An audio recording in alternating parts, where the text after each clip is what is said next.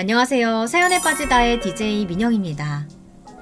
여러분은 자식들을 얼마나 믿으시나요? 요즘 어르신들은 자식들에게 효도 계약서라는 것도 받으신다고 하는데요. 그렇게 생각하면 우리가 예전부터 생각해오던 전통의 효는 많이 사라진 것 같아요. 오늘 사연자님도 이 효도 계약서를 이용해서 못된 자식에게 통쾌한 복수를 해줬다고 하시는데요. 과연 어떤 내용일지 오늘의 사연도 함께 만나볼게요.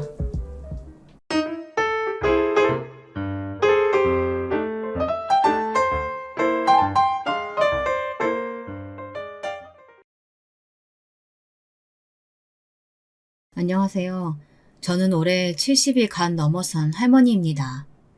제 나이 또래의 여성분들은 할머니라는 말을 싫어한다고 요즘은 여사님이라는 말이 유행이라고 하죠. 하지만 저는 손자 손녀들이 너무 좋아서 그 애들한테서 할머니라고 불리는 게 전혀 싫지 않답니다. 여러분들에게 제 가족을 좀 소개해드릴까 해요. 저는 몇 년 전에 남편을 먼저 하늘나라로 보냈고 슬하에 아들 둘에 막내딸 하나를 키워 다들 시집장가 잘 가서 일가를 이루고 잘 살고 있답니다. 손자도 첫째는 아들 둘, 둘째는 아들 하나 딸 하나, 그리고 막내딸은 외손주로 딸 하나를 낳아서 잘들 키우고 살고 있습니다. 제가 남편이 죽고 나서 혼자 살다 보니까 밤에 잠을 못 잘 때가 많거든요. 그래서 라디오를 틀어두고 자는 일이 많았는데 우리 큰손자가 라디오보다 재미있는 유튜브 채널이 있다고 해서 유튜브라는 것을 다운받아 봤답니다. 그러다가 옛날에 듣던 라디오 극장 같은 이 사연에 빠지다 채널을 알게 되어서 매일 밤마다 즐겁게 듣다 스르르 잠에 빠지곤 한답니다. 제가 이 채널을 좋아하는 이유는 각양각색의 사연들이 많아서이기도 한데요. 매일 다양한 사람들의 살아가는 이야기를 듣다 보니 저에게도 얼마 전에 그런 막장 드라마 같은 일이 일어났던 게 생각나서 이렇게 사연을 보내게 되었습니다. 70대 할머니 이야기라도 재미있을지 모르니까 끝까지 잘 들어주시길 바랍니다. 저는 가난한 시골 농부의 둘째 딸로 태어났습니다. 저의 부모님은 일제강점기 때부터 소작농으로 착취만 당하고 살아오셨어요. 그러다 해방이 돼서 일본인 부자들이 다들 본국으로 도망간 후 조그마한 땅을 가지게 되셨고 그 땅에서 농사를 짓고 사셨습니다. 그렇게 돈을 벌어 땅을 사고 또 사고 그렇게 하다 보니 어느새 땅 부자가 되어 있었다는 겁니다. 그러다 한참 대한민국이 개발될 때 제 부모님 땅의 일부가 고속도로가 뚫리게 돼서 그 보상금을 받아 전라도 나주 아시죠? 그 나주에서 알아주는 부자가 되셨다고 합니다. 그래서 저는 고등학교도 나오고 나름 그 동네에서 부잣집 딸로서 청소년기를 보내게 되었어요. 제가 어릴 때는 동네에 여고 나온 친구들이 3분의 1도 안 되었거든요. 그런데도 제 부모님들은 제가 공부를 좀 잘하는 게 보이니까 고등학교까지 마치라면서 등록금과 육성회비도 내주셨습니다. 지금 생각하면 옛날 어른들 치고는 굉장히 깨어 계신 분들이었죠. 고등학교를 졸업하고 저는 광주 시내에서 직장 생활을 했습니다. 작은 사무실에서 격리 일을 했는데요. 그러다 동네에서 선이 들어와서 부모님이 선이나 보라고 하셨습니다. 저는 주말에 고향으로 돌아가서 한번 선만 보기로 했었는데 그 자리에서 남편을 만난 거예요. 남편은 옛날 사람 같지 않게 키도 크고 덩치도 컸답니다. 처음 봤을 때 무슨 씨름 선수 같다는 생각이 들 정도였으니까요. 하지만 여자 앞에서는 말도 잘 못하고 얼굴만 붉히는 쑥맥이 따로 없었어요. 저는 그런 남편의 순수한 모습에 호감이 갔고 남편도 제가 마음에 들었는지 결혼을 약속했습니다. 저와 남편 둘 다 나주가 고향이어서 결혼식은 나주에서 하기로 했습니다. 그리고 저는 결혼한 후 짧은 직장 생활을 마치고 남편의 직장을 따라 전주로 이사를 했습니다. 남편은 나주에서 작은 전자기기를 만드는 공장의 공장장이었는데요. 그 시대에 공고를 나와 수리공부터 시작해 조립, 검사 등 착실하게 경력을 쌓아 공장장이 된 것이었어요. 젊은 나이에 출세했다고 시어머니가 굉장히 남편을 자랑스러워 하셨습니다. 시댁 어른들도 나주분들이시고 친정이랑 같은 동네에서 농사를 짓고 사시니 주말엔 거의 우리 집 아니면 시댁에 가서 농사일을 돕게 되었습니다. 저희 시댁 어른들은 지금은 물론 다들 돌아가셨지만 드라마에 나오는 못된 시어머니도 아니셨고 무척 순박한 분들이었어요.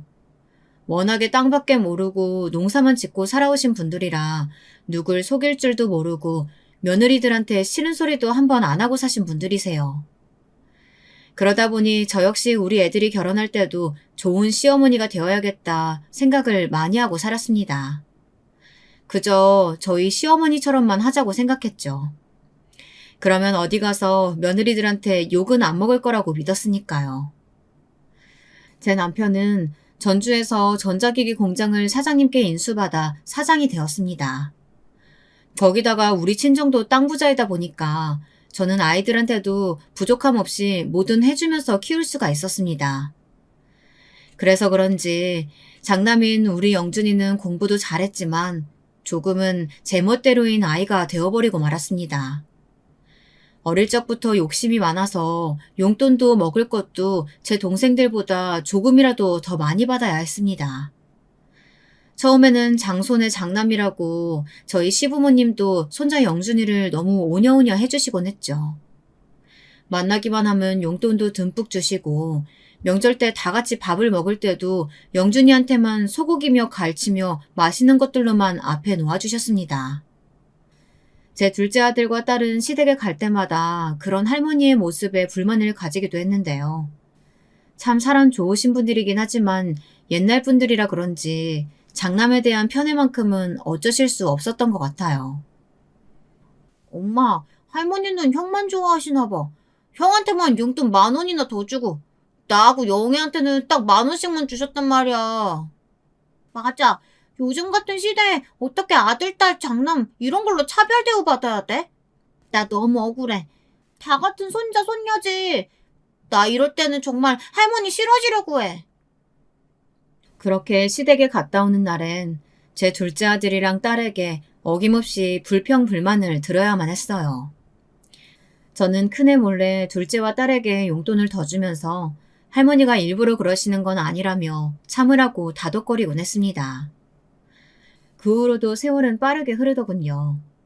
장남 영준이는 서울에 있는 대학을 나와 서울에 사는 여자친구를 만나더니 결혼 후에도 서울서 살더라고요. 큰아들이 결혼할 때 저는 조금 서운하기도 했어요. 하지만 제가 좀 마음에 안 들더라도 아들이 사랑하는 사람을 반대하는 것만은 하고 싶지 않았기에 그냥 시원하게 보내줬습니다. 사실 제 큰며느리는 처음 만났을 때부터 저와는 마음이 맞지 않았습니다. 첫인상은 참 예쁘고 얌전하게 보였는데 처음부터 너무 거리낌 없이 저한테 엄마 엄마 하면서 반말을 하더라고요.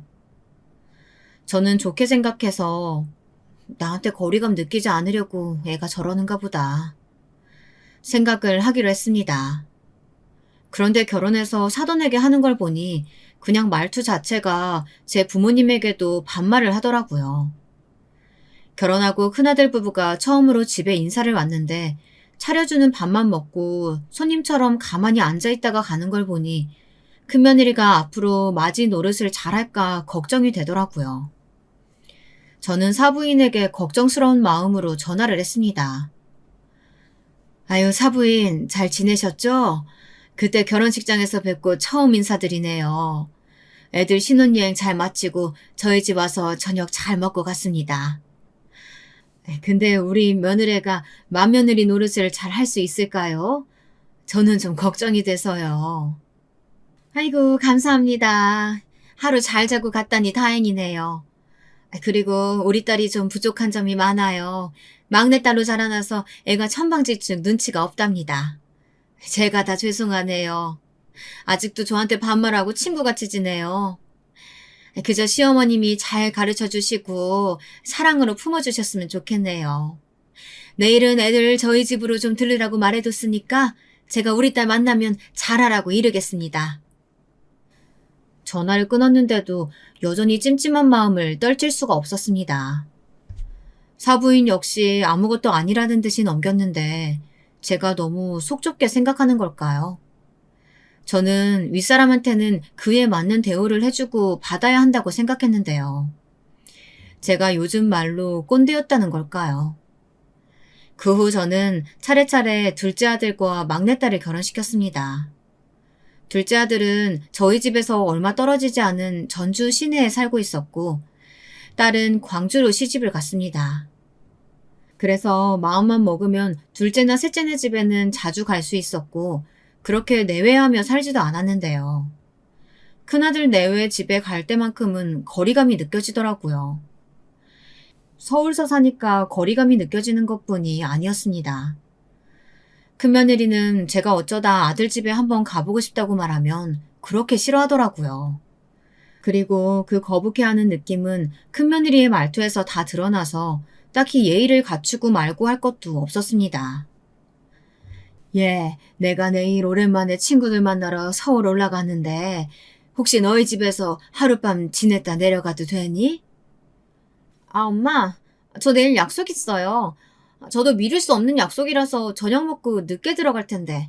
남편도 야근한다고 했고. 그럼 제가 그냥 현관 비밀번호 알려드릴 테니까 왔다 가시던지 마음대로 하세요. 엄마가 제가 집에 없어도 잘 있다 가실 거면 와도 되고요. 이런 식으로 말끝을 분명히 하지 않고 흐리면서 그 애는 제가 불편하다는 것을 숨기려고 하지도 않더군요. 며느리가 저렇게 말하는데 제가 마음이 불편해서 그 집에 갈 수나 있겠습니까? 저는 점점 큰아들네 집에 왕래도 안 하고 거의 남처럼 지내게 되었습니다. 그렇게 한참 무소식이 희소식이다 생각하면서 지냈습니다. 챙겨야 할 자식들이 셋이다 보니 김장을 할 때마다 거의 100포기가 넘어가는데요. 둘째 며느리랑 둘이서 하려니 너무 힘이 들더라고요. 그래도 둘째 며느리는 착하고 고분고분 자기 할도리는 하는 애였습니다. 시어머니가 불러도 거절 한 번 안 하고 지금까지 같이 김장을 해오고 있으니까요. 그래도 큰며느리네 집에 김장김치를 안 보내줄 수는 없는 노릇이니 김치는 택배로 꼬박꼬박 보내주었습니다. 그렇게 몇 년이 지난 후 저는 어처구니 없는 전화를 받았습니다. 아, 엄마, 저희 집 김치 잘 안 먹어요. 먹을 사람 없어요. 우리 애들도 김치 안 좋아하고 남편도 거의 집에서 밥 한 끼도 안 먹어요. 신혼 때부터 계속 말하고 싶었는데 엄마가 실망하실까봐 계속 참고 있었거든요. 이제 결혼한 지 10년도 됐으니까 저도 좀 할 말은 하고 살아야 속병이 안 날 것 같아서요. 이제 저희 집에 김치 택배 안 보내셔도 돼요. 뭐? 그게 무슨 소리야? 이제껏 이 시할머니랑 시할아버지가 농사 지은 걸로 받은 배추랑 고춧가루로 정성껏 담아서 보냈던 것들인데 필요가 없어? 아니 그렇게 싫었으면 처음부터 안 받는다고 하지 그랬어. 내가 네 동서랑 둘이 얼마나 힘들게 담아다 줬는데. 그러니까요. 너무 정성 들여서 하실 필요는 없다고요. 원하지 않는 친절은 친절 아닌 거 몰라요? 엄마도 연세가 그만큼 되셨으니까 눈치가 좀 있으셔야죠. 하여튼 난 할 말 다 했으니까 끊을게요. 툭 끊긴 전화기를 들고 저는 손을 부들부들 떨었습니다. 처음부터 제 김치가 마음에 안 들었다는 얘기를 어떻게 이렇게 아무렇지 않게 할 수가 있어요. 차라리 며느리 말대로 입맛에 안 맞았다고 하면 빨리 말해주었더라면 그 고생하지 않고 3, 40포기는 빼고 했겠죠. 저는 생각할수록 며느리의 마지막 말이 서운했고 화가 나더라고요. 저는 남편이 들어오기를 기다려서 오늘 있었던 며느리와의 통화 내용을 전부 말했습니다. 그리고 이렇게 덧붙였죠. 여보, 큰며느리랑 나는 정말 안 맞나 봐. 아무리 자기가 막내딸이었대도 그렇지 남의 집에 큰며느리로 왔으면 그에 맞는 행동을 해야지. 아휴, 생각할수록 화가 나네 정말. 당신은 어떻게 생각해요? 내가 나쁜 시어머니야? 잘해줘도 저 난리니 이제부터 뭐 해주고 싶지도 않아. 어떻게 며느리 성격을 하루아침에 고쳐. 당신이 좀 참고 두고 보자고. 그래도 나이 더 먹으면 철 좀 들겠지. 그냥 해달라고 하는 것만 해줘. 괜히 다른 친절 베풀지 말고. 남편은 그래도 자식이라고 며느리 편을 들더라고요. 그 말을 듣고 저는 둔해서 남편과 며칠 동안 말도 안 하고 지냈습니다. 제가 속이 좁은 사람이라 그런 건지 저는 큰아들이 제 아내 편을 들 때도 그렇고 제 남편이 큰며느리에게만은 참아보라고 얘기할 때마다 부글부글 화가 치밀었습니다. 크고 작은 큰며느리와의 불화가 있을 때마다 제 곁에는 제 편을 들어줄 사람이 없었습니다.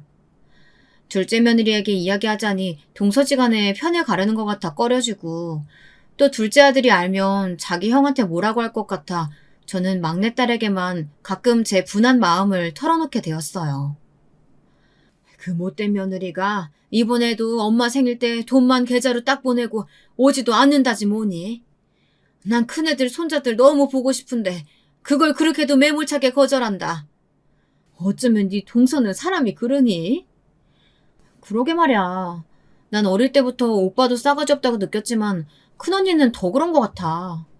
정말 끼리끼리 만난다고 하는 말이 딱 맞는다니까. 엄마, 내가 엄마 생신 때 우리 딸 데리고 꼭 갈게. 그 집 애들은 그래도 착한데 아주 부모가 못돼 빠져가지고. 그 집 부부랑 계속 말 섞고 그러지 마. 엄마만 상처받을 게 뻔하니까. 그래도 네 큰오빠인데 어떻게 그래. 큰오빠는 괜찮아. 그래도 걔는 가끔 회사 근처서 밥도 사주고 그러는데 며느리가 문제지.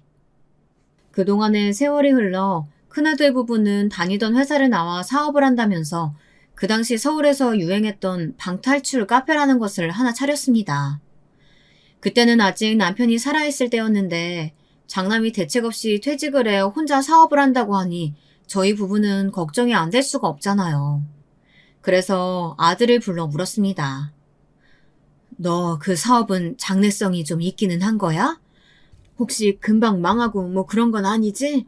사업체가 편의점도 아니고 처음에 잘 안 된다고 금방 말아먹고 그러면 안 된다. 알겠지? 이런 시기에는 무조건 버티는 사람이 이기는 거야. 알아요. 저도 다 알아보고 한 거고 오락신이나 PC방보다 방탈출 카페 같은 곳이 요즘 젊은 세대 사이에서 엄청 유행이래요. 같이 동업할 사람도 구하고 있으니까 엄마 아빠는 걱정 안 하셔도 돼요. 그것보다 제가 퇴직금 2억만으로는 좀 부족해서 그런데 아버지 돌아가시면 받을 유산 좀 미리 당겨서 받을 수 없어요? 오늘 여기까지 온 게 그것 때문이구나. 내가 너한테만 미리 유산 증여하면 네 동생들은 뭐라고 생각하겠니? 받고 싶으면 네 동생들이랑 의논해서 허락 받아가지고 와. 그래야 줄 수 있지 아니면 난 못 준다. 그리고 그거 유행 지나면 어쩌려고 그래? 저는 큰아들이 한다는 그 카페에 대해선 아는 것이 하나도 없었고 남편은 걱정돼서 그런지 유선 증여를 쉽게 허락하지 않으려고 하더라고요. 저는 그래도 장남이 손 모아가며 부탁하는데 매몰차긴 거절하긴 좀 그랬어요. 그래서 제가 따로 모아두었던 3천만 원이 들어있는 통장을 남편 몰래 큰아들에게 주었습니다. 큰아들은 저에게 우물쭈물 고맙다고 말하고는 그 돈을 넙죽 받아가지고는 뒤도 안 돌아보고 서울로 달아나듯 가버리더군요. 저는 그런 큰아들의 뒷모습을 보면서 돈을 주고도 왠지 찜찜했습니다. 그래도 부모 마음이란 게 어디 그렇습니까? 그저 자나깨나 자식들이 잘 되기만을 바라고 있는 마음 아니겠어요? 그 카페라는 사업을 벌이고 나서부터 안 그래도 거의 시댁에 오지 않았던 큰아들과 며느리는 발길이 아예 더 뜸해졌습니다. 그 와중에 둘째 아들이 아버지의 뒤를 잇겠다고 하면서 다니던 직장을 그만두고 제 남편이 운영하던 전자기기 공장에 새로 들어와 일을 배우고 있었거든요. 장남보다 더 든든한 아들 노릇하는 둘째 아들에게 저는 더 마음이 가는 것을 어떻게 막을 수는 없었어요. 그런데다 둘째 며느리가 성격도 더 묻어나고요. 저는 그 애들을 만날 때마다 이 애들이 오히려 장남 부부였다면 얼마나 좋았을까 하고 아쉬워하곤 했답니다. 다행히 큰아들의 방탈출 카페는 유행에 따라서인지 장사가 잘 된다고 하더라고요. 하지만 특히 주말에는 돈을 더 많이 벌어들이니까 큰아들은 일주일에 한 번 쉬는 날조차 제대로 없었습니다. 그런 날들이 몇 년이 지나가고 나서 보니 큰아들은 눈에 띄게 눈밑이 검게 변해서는 건강이 안 좋아지는 것 같았습니다. 하지만 반대로 큰며느리는 피부과에 다니면서 주름 시술하고 성형까지 하면서 오히려 예전보다 더 젊어지고 예쁘게 변하는 것이 느껴지더라고요. 우리 아들이 번 돈으로 그 애가 병원비며 백화점, 피부 시술, 스파 이런 것들에 다 퍼주면서 사는 것 같았어요. 저는 큰며느리의 그런 뻔뻔한 모습에 치가 떨렸습니다. 남편이 밖에서 고생을 하면 집에서 애들 잘 키우고 집안일이라도 잘하면 좋으련만 그 애는 그런 기본적인 것도 관심이 없었으니까요.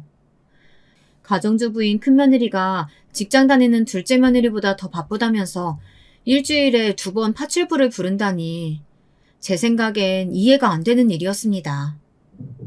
신혼 때부터 그다지 마음에 차지 않았던 큰며느리는 세월이 지날수록 저와는 맞지 않고 점점 더 큰아들 부부에게 정이 떨어졌습니다. 그 와중에 공장에서 열심히 일하던 제 남편에게 사달이 생겼어요. 그 청천벽력 같은 일은 어느 날 점심때쯤 둘째 아들에게 전화가 와서 시작되었습니다.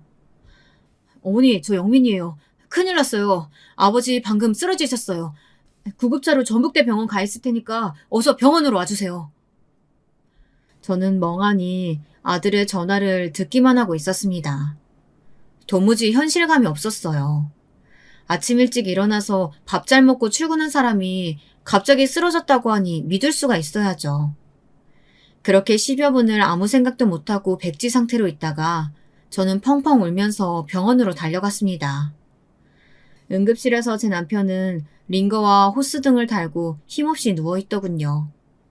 의사는 뇌출혈이라고 했고 다행히 빨리 발견하고 처치가 되어서 수술을 하면 괜찮을 거라고 했습니다. 둘째네 부부는 수술실 앞에 와서 초조하게 수술이 끝나기만을 기다리고 있었어요. 처음에 수술만 하면 괜찮을 거라는 병원 의사의 말과는 달리 수술 자체는 7시간이나 걸렸습니다. 저는 그 시간 동안 물 한 모금도 못 마시고 긴장돼서 수술실 밖에서 그 사람에게 무슨 일이 없기를 기도하면서 보냈습니다. 둘째 며느리가 그런 저에게 밥이라도 먹고 오자며 병원 밖으로 나가기를 권했지만 저는 고개를 저으며 둘째 부부에게 너희들이나 다녀오라고 말했습니다. 결국 제 고집을 못 꺾고 그 애들만 병원 지하에 가서 식사를 하고 왔어요. 애들이 올라오자 길고 긴 시간 동안 켜져 있던 수술실 앞에 빨간불이 꺼졌습니다. 저는 땀을 닦으면서 나오는 의사를 붙잡고 간청하듯이 물었습니다. 의사 선생님, 우리 남편 괜찮은 거죠? 처음에 응급실에서 그분은 어디 가시고 어쨌든 남편은 괜찮죠? 곧 깨어날 수 있는 거죠? 괜찮다고 확실한 답을 못 드리는 것은 유감으로 생각합니다. 응급실 레지던트가 낙관적으로 본 것 같지만 출혈 부위가 약간 생각 외로 까다로워서 깨어나셔도 마비가 오래가거나 언어적 후유증이 남을 수 있어요. 의사 선생님의 말은 저를 더 깊은 나락으로 떨어뜨리는 듯 했습니다. 그래도 둘째 아들은 못 깨어난다는 말보다는 낫다고 하면서 희망을 가지자고 했어요. 그리고 아들은 남편이 일반 병실로 올라가자 공장을 오래 비웠다면서 자기는 일터로 돌아갔습니다. 조용한 1인실 병실에는 둘째 며느리와 저만 남았습니다. 며느리는 저를 안타까운 눈으로 보더니 주머니에서 김밥 한 줄을 꺼내는 것이었습니다. 어머니, 마음 강하게 하셔야 돼요. 어머니도 이렇게 아무것도 안 드시면 쓰러질 수 있으세요. 그러니까 아버님 병실은 제가 있을 동안 어디 휴게실이라도 가서 이거 좀 드시고 누워있다 오세요. 먼저 쓰러지시면 안 되세요. 그래, 내가 애미답지 못하게 너한테 걱정을 끼치고 말았구나. 그럼 좀 부탁한다. 긴장이 풀렸더니 나도 힘이 하나도 없네. 고마워. 잘 먹을게. 며느리가 준 김밥을 받아들고 저는 남편이 누워있는 병실을 나왔습니다. 복도를 보니 사람들이 엄청 많았어요. 어딜 가서 이걸 먹나 하는 생각을 하다가 저는 문득 큰아들에게 전화를 해야겠다는 생각이 들었습니다. 아무리 바쁜 애라도 지 아버지가 쓰러졌는데 그래도 한 번은 다녀가야지 하는 생각에서요. 저는 그중 조용한 대합실에 앉아서 큰아들에게 전화를 걸었습니다. 원래 밤에도 바빠서 전화를 잘 안 받던 아이여서 끈질기게 걸고 또 걸었어요. 5번이나 새로 걸고 나서 큰아들은 겨우 전화를 받더군요. 어머니, 무슨 일이세요? 저 지금 바빠서 전화 길게는 못해요. 네 아버지 쓰러지셔서 수술 받았어. 내일은 그 가게 문 닫던지 누구한테 맡기고 좀 내려와 얼굴이라도 비치고 가라. 아버지 뇌출혈이었대. 네? 아, 그러셨구나. 근데 어떡하죠? 내일도 여기 맡길 사람은 없는데. 영민이가 잘 모실 거 아니에요? 저 나중에 아버지 퇴원하시면 집으로 갈게요. 아니면 와이프한테 전화해보세요. 너는 장남이 돼가지고 그게 무슨 소리야. 아버지가 까딱하면 돌아가실 뻔했다고. 너는 너만 잘 살면 그만이니? 부모가 그렇게 우스워? 잠만 하지 말고 내일 당장 내려왔다가 가. 저는 화가 잔뜩 난 채로 통화를 끊고 나서 자리에 앉아 엉엉 소리를 내며 울어버렸습니다. 먹으려고 펼쳐놓았던 김밥은 몇 개는 바닥에 떨어뜨리고 남은 것들은 눈물이 묻어 먹을 수도 없었고요. 저는 어쩔 수 없이 김밥을 휴지통에 버리고 눈물 자국을 씻으러 화장실에 갔다가 아무 일도 없는 척하며 병실로 돌아왔습니다. 남편의 침대 옆에서 얼굴을 묶고 자고 있는 둘째 며느리가 문 열리는 소리를 듣고 부스스 일어났습니다. 어머님, 밥 드셨어요? 근데 큰형님 내외분께는 연락 안 해도 괜찮을까요? 그래도 아버님이 쓰러지셨는데 알려야 하지 않을까요? 네 아주버님은 그 카페인지 뭔지가 바빠서 못 오고 네 형님한테는 통화도 하기 싫어서 그냥 뒀어. 괜찮다. 어차피 서울에서 멀다고 핑계대고 오지도 않을 건데 뭐. 그래도 안 알리시는 것보단 말하는 게 낫잖아요. 어머니 여기서 쉬고 계세요. 제가 통화 좀 하고 올게요. 저렇게 말하는 둘째 며느리가 오히려 손이 똥서 같다는 생각에 저는 피식 웃었습니다. 아무리 봐도 부부끼리 닮는다고 둘째가 순박하고 착하니까 제 아내도 그런 애를 데려왔겠죠. 살면 살수록 첫째랑 둘째는 바뀌어야 하는 게 맞는 것 같았습니다. 아들도 며느리도 말이에요. 둘째는 어두운 얼굴로 돌아와서 제게 이렇게 말하는 것이었어요.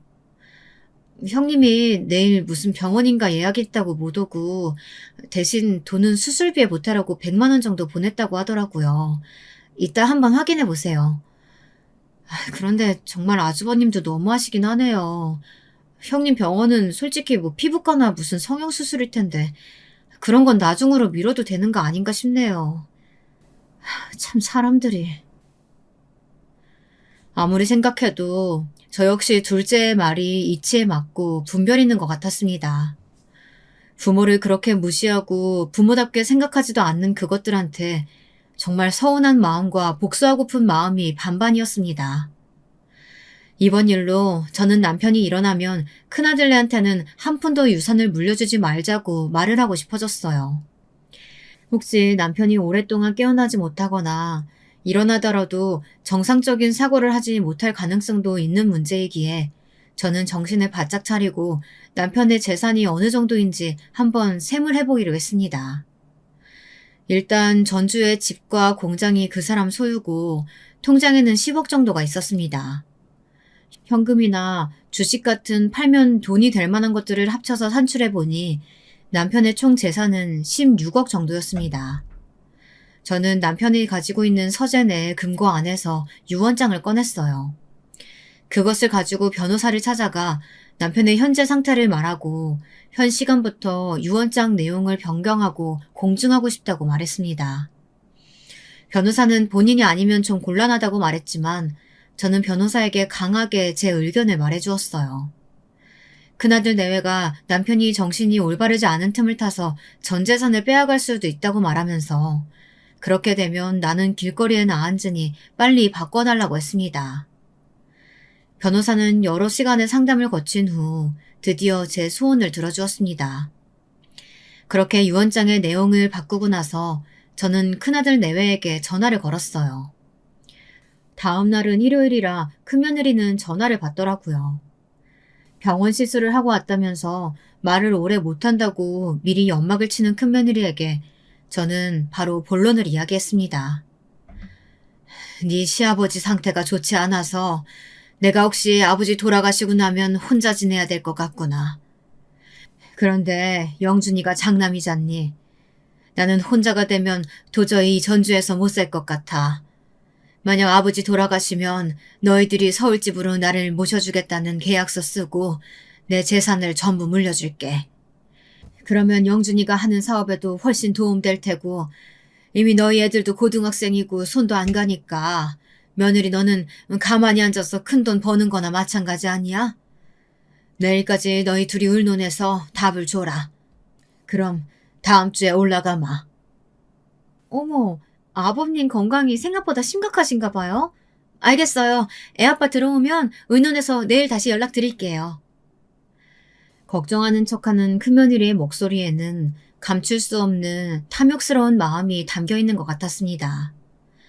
저는 장남 집에 갔다가는 얼마 되지 않아 알거지로 쫓겨나겠다는 느낌이 강하게 들었습니다. 저는 변호사에게 미리 받아온 가짜 계약서를 꼼꼼하게 읽어보았습니다. 그 내용은 대략 제가 서울의 큰아들네 집에서 죽을 때까지 지내는 동안 며느리가 정성을 다해 나를 모시고 나면 그 애들에게 재산의 3분의 2가 간다는 내용이었습니다. 나머지 부분은 둘째와 셋째에게 똑같이 나누어 주기로 했죠. 공장만 둘째가 물려받고요. 저는 그 애들이 얼마나 있다가 본색을 드러낼까 생각하니 등골이 오싹하면서도 얼른 애들의 속마음을 알고 싶다는 생각도 동시에 들었습니다. 제발 그 애들이 제가 생각하는 것만큼 막장 패륜하는 아니기를 빌고 또 빌었습니다. 병원에 돌아가니 아직도 둘째 며느리는 성실하게 자리를 지키고 있더라고요. 저는 며느리를 집으로 돌려보낸 다음 집에서 미리 가져온 담요를 덮고 남편의 곁 간이 침대에서 잠을 청했습니다. 남편의 느린 숨소리는 하루 종일 긴장의 연속이었던 저에게 자장가처럼 들렸어요. 저는 오랜만에 라디오를 틀지 않아도 꿀잠을 잘 수 있었습니다. 다음날 저는 둘째 며느리에게 오늘은 쉬라고 말한 뒤 딸을 불렀습니다. 딸은 걱정스러운 얼굴로 남편의 병실에 와서 링거를 주렁주렁 단 남편의 얼굴을 보자 눈물부터 흘렸습니다. 저는 딸에게 남편을 잘 부탁한다 말한 후 병원 밖에서 큰며느리에게 전화를 걸었습니다. 어때? 어제 말한 건 애비랑 의논해 봤니? 내가 오늘 변호사 만나서 너희 아버지 유언장이랑 효도 계약서 가지고 출발하려고 하거든. 그러니까 서울 터미널로 나 좀 데리고 나와줘라. 네, 영준 씨가 그런 일이라면 어머니 얼마든지 모시자고 이야기하더라고요. 몇 시쯤 버스로 도착하실 것 같으세요? 제가 차 가지고 갈게요. 지금 출발하면 내가 오후 3시쯤 도착할 것 같으니까 시간 맞춰서 나와 있으면 내가 전화하마. 알겠지? 네, 알겠어요. 조심히 오셔요, 엄마. 아버지가 쓰러지셔서 아직도 정신을 못 차리는 와중인데 큰며느리는 시아버지의 안부도 묻지 않고 자기 할 말만 하는 것이 썩 마음에 들지 않았습니다. 어차피 그 애들이랑 아예 연을 끊기로 생각하고 만나러 가는 것이니 차라리 속이 시원했습니다. 이번 일로 장남 부부의 민낯을 알게 되면 국물 하나도 그 애들 위에 남겨주지 않으리라 결심했어요. 저는 전주터미널에서 가장 빨리 서울로 가는 버스를 탔습니다. 서울터미널에 도착하니 사람들은 많은데 며느리의 전화는 아직 없었어요.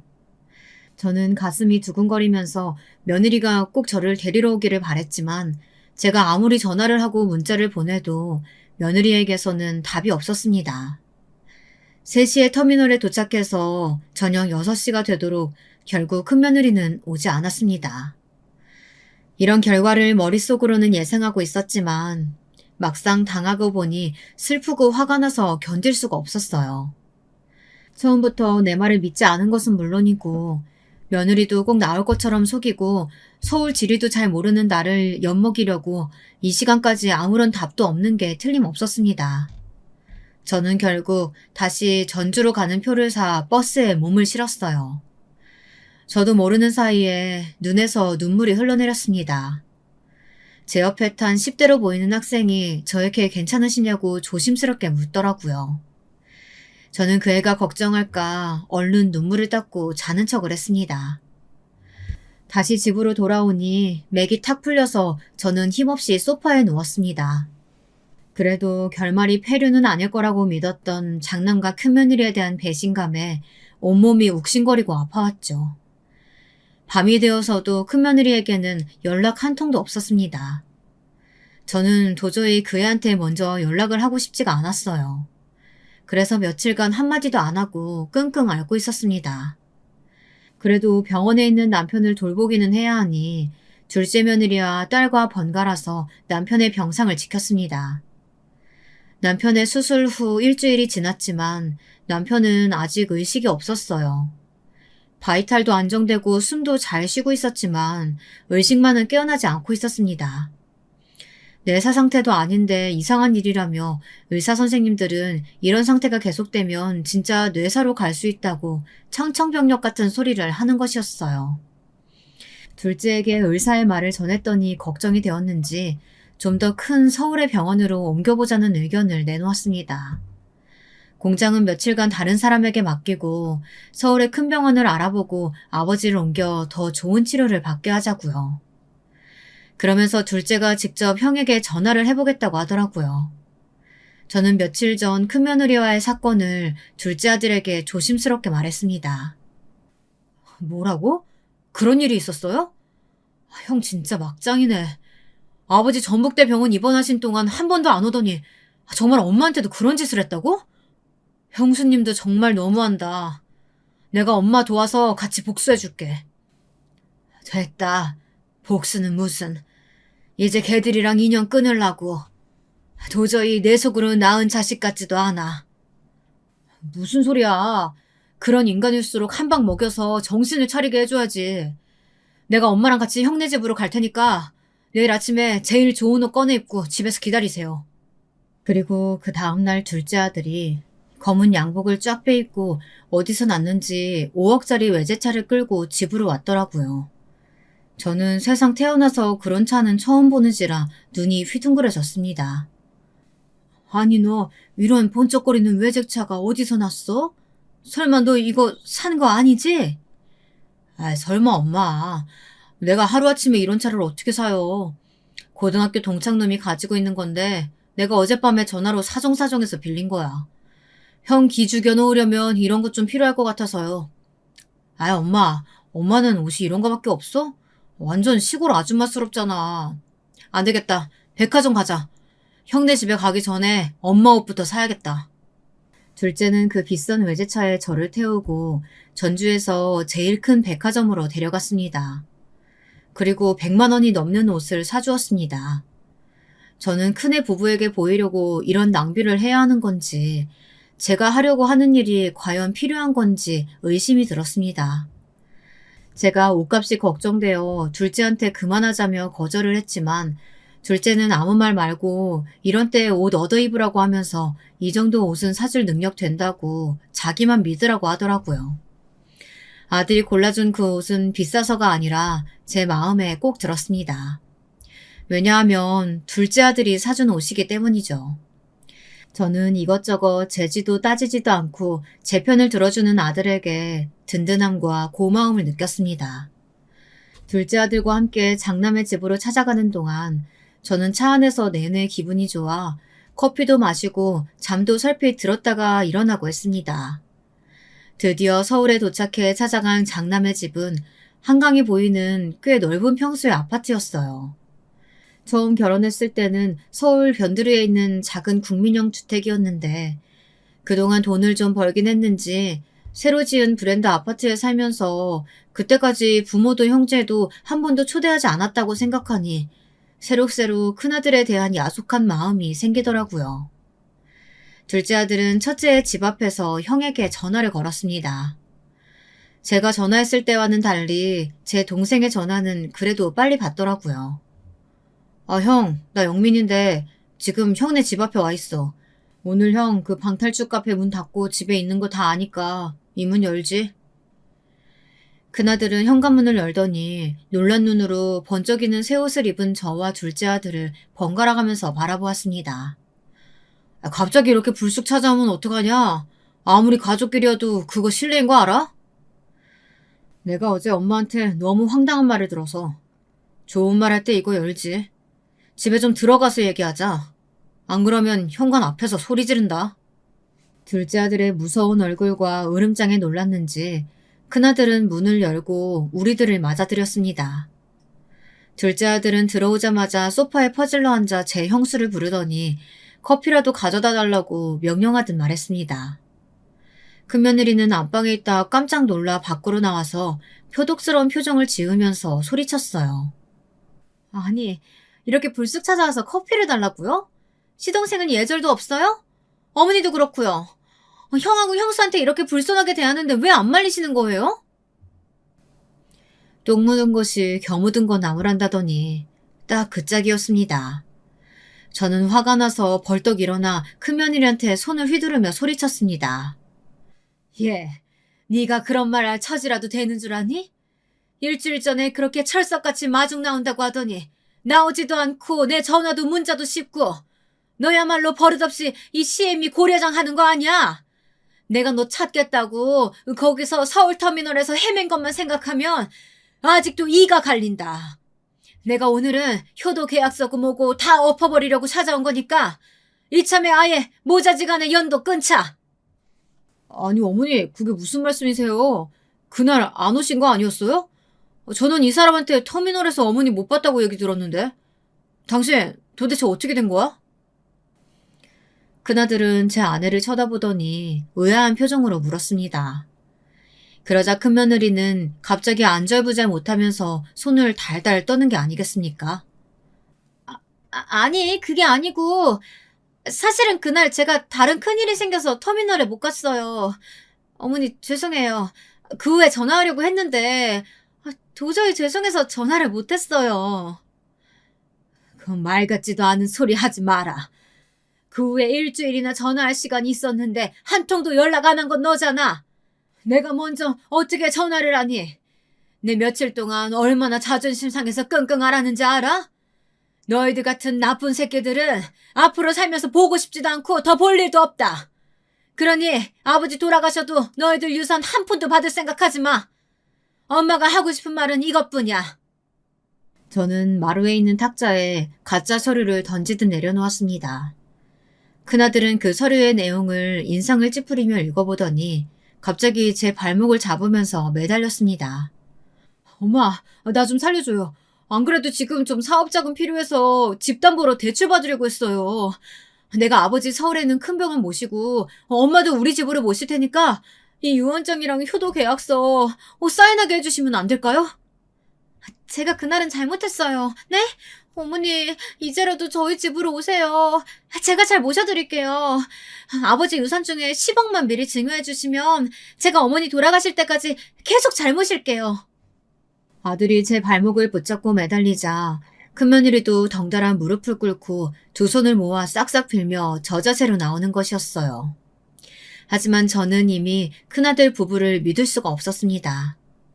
저는 입술을 악물고 아이들에게 고개를 저었습니다. 둘째 아들 역시 큰아들에게 냉정하게 말했어요. 어머니가 일주일이나 형수님한테 푸대접 받은 걸로 끙끙 앓으셨어. 내가 엄마가 그냥 가만히 형이랑 연 끊겠다는 거 도저히 참을 수가 없어서 모시고 올라온 거야. 이제부터 내가 아버지 병원도 서울로 옮기고 어머니도 내가 모실 거야. 그러니까 형은 사는 동안 엄마한테 연락하지 말고 돌아가셨을 때나 오던가 해. 아니 네가 뭐라고 형한테 가르치려는 말투로 굿단 소리를 해. 나 네 형이야. 니네 집이 어머니 집하고 가까우니까 네가 전주에서 부모님 모시는 거야 당연하지. 꼭 장남만 부모 모시라는 법 있냐? 그래 형, 말 잘했네.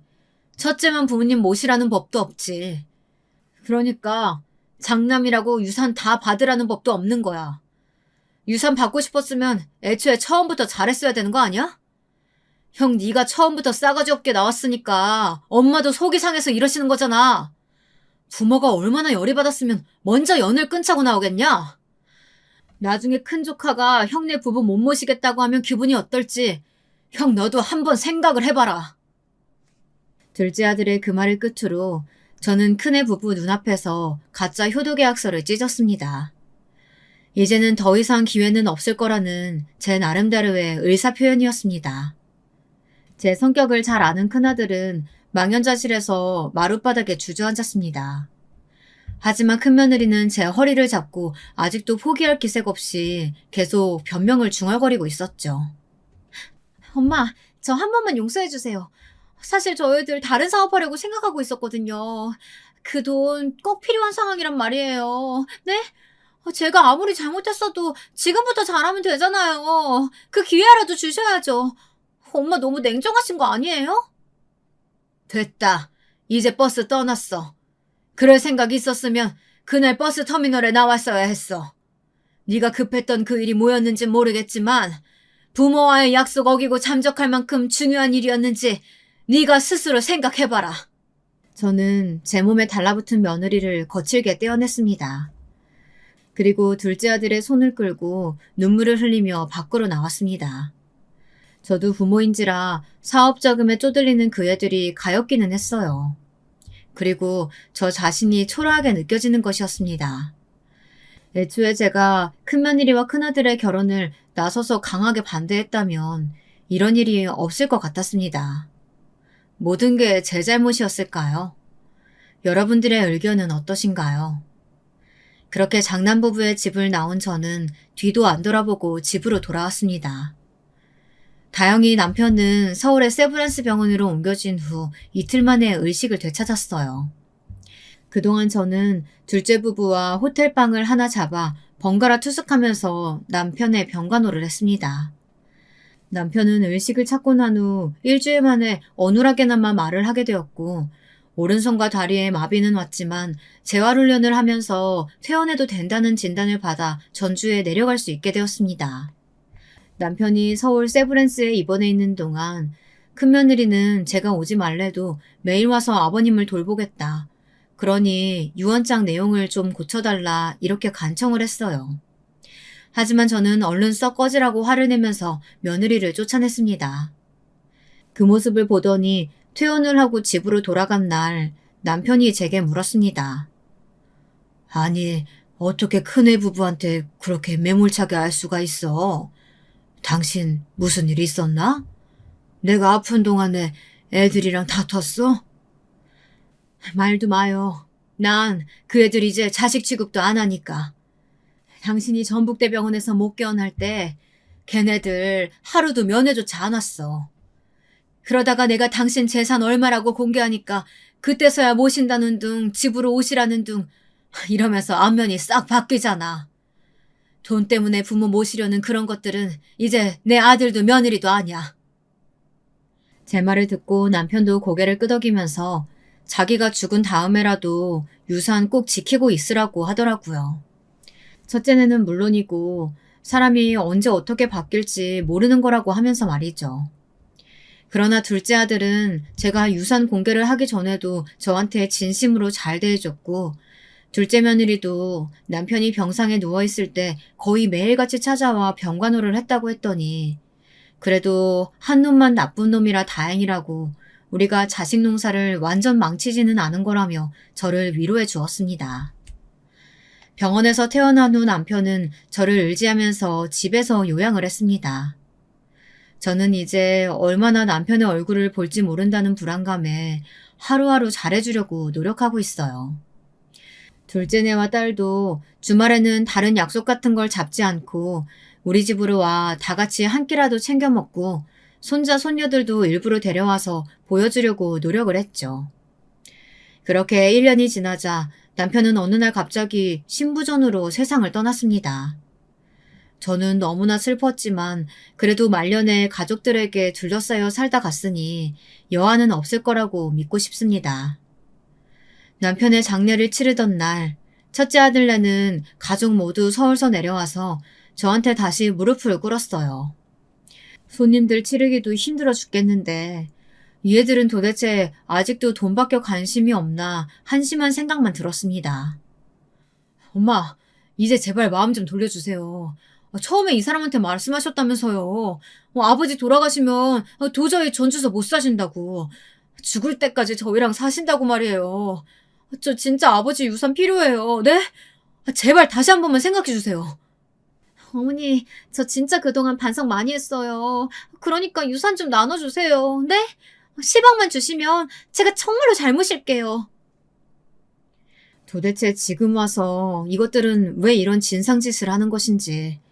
저는 그 속셈이 뻔히 보였지만 일부러 굳게 입을 다물고 밥이나 먹고 가라고 하면서 큰아들 부부를 장례식 끝나자마자 서울로 쫓아내 버렸습니다. 이제 나한테 아들은 영민이 뿐이야. 그런 줄 알면 이제 그만 미련 끊고 너희들이나 잘 살아. 나 서울 가서 네 와이프랑 같이 살면 화병 나서 제명에 못 살 것 같으니까. 이 엄마 오래 살길 바란다면 그냥 너희들끼리 잘 살고 다시는 찾아오지 마라. 큰아들 부부는 이렇게까지 비는데도 용서해주질 않는다며 엄마 너무 독하다고 기어코 성을 내며 서울로 올라갔습니다. 이제 첫째네 손주들까지 못 본다고 생각하면 눈물이 나서 견딜 수 없었지만 그 애들도 이미 다 장성하고 나니 제 부모가 할머니에게 못된 짓 한 건 알았나 봅니다. 인연을 아예 끊지 않고 가끔 할머니 집이라고 찾아오더라고요.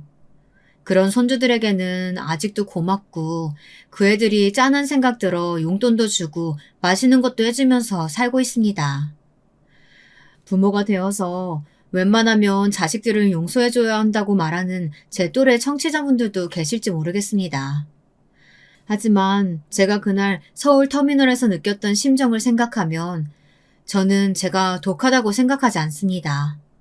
큰아들 부부는 마지막 기회를 버렸고 저는 그때의 트라우마 때문에 다른 지역에 갈 일 있으면 고속버스를 이용하지 못하고 꼭 둘째 아들한테 부탁해 차를 타고 가야 하게 되었거든요. 오늘 제 이야기는 여기까지 하겠습니다. 여러분, 막장 드라마 같은 제 인생 이야기 어떻게 들으셨는지 궁금합니다. 제게 앞으로 소원이 있다면 둘째 아들, 딸내 식구들과 오래 왕래하면서 사이좋게 살아가는 것이고요. 그 배은망덕한 첫째 아들내는 자력으로 살아남을 테죠. 더 이상 신경 쓰고 싶지 않습니다. 저의 긴 글 읽어주신 여러분들 감사합니다. 더운 여름 건강히 보내시길 바라겠습니다.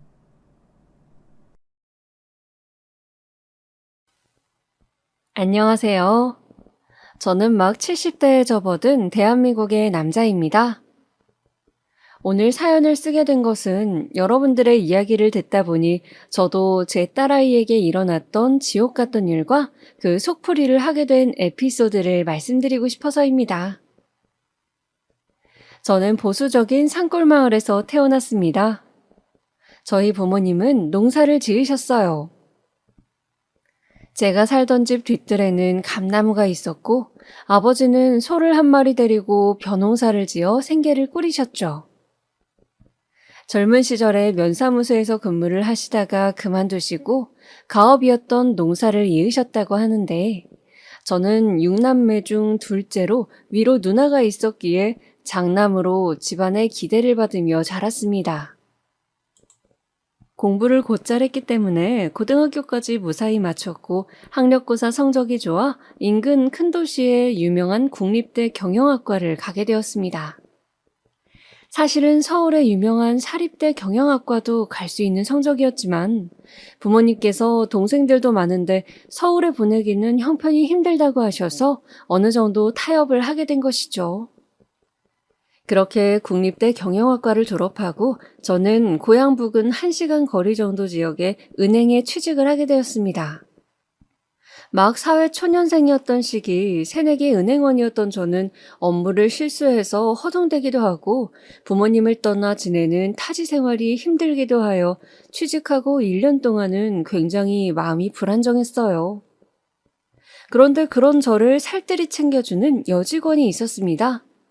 비록 고졸로 은행 창구 일을 하는 친구였지만 항상 깔끔한 옷차림에 성실하고 부지런한 직원이었어요. 아침마다 저에게 미소를 지으며 인사를 하는 그 친구를 보면서 저는 점차 호감을 가지게 되었죠. 자판기 커피를 함께 마시며 이것저것 물어보니 시골에 형제가 많다 보니 고등학교를 졸업하고 은행에 취직하게 되었다고 했습니다. 저희 때는 여자들이 대학까지 마치는 경우는 흔치 않기도 했고요. 저는 그 아가씨와 결국 연애를 하고 부모님의 반대를 무릅쓰고 결혼하여 이듬해 예쁜 딸을 낳았습니다. 아내는 아기를 낳고 일을 그만두었는데 아기를 낳을 때 피를 많이 흘려서 수혈을 받은지라 산후조리를 한다고 했지만 항상 피곤해하고 기력이 없어 했습니다. 저는 아내가 잘 쉴 수 있도록 보살폈지만 결국은 신장에 이상이 생겨 아내는 그 힘들다는 투석을 하게 되었죠.